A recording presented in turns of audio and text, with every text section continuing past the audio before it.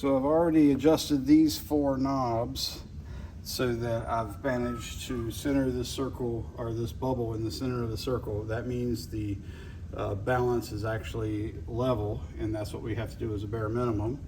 And I had to do so by turning this either clockwise, which was the same thing as basically raising the height of the meter, or counterclockwise, which is the same thing as lowering the height of the meter. Basically, again, trying to adjust all that so that the bubble would be in the center of the circle. It's now done. Now I turn it on, and we just wait.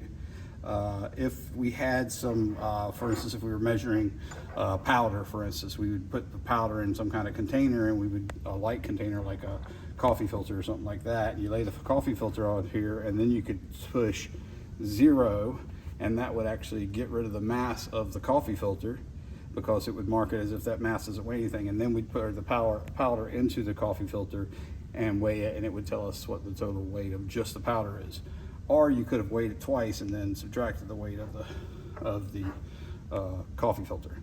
But what we have here are 2 really beat up 100-gram weights, and then another set of 200-gram weights. I'm going to weigh them on this very precise scale with 2 together, and we see that's 197.59 grams, which would be 0.19759/58 kilograms.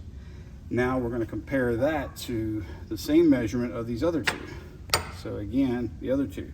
The idea being that these 2 are so beat up, you might think that they're worthless and not very good, but look how close they will be to each other as I just grabbed 2 random 100-gram plates, or 4 total. And this one's, of course, 199.61 grams, or 0.19961 kilograms.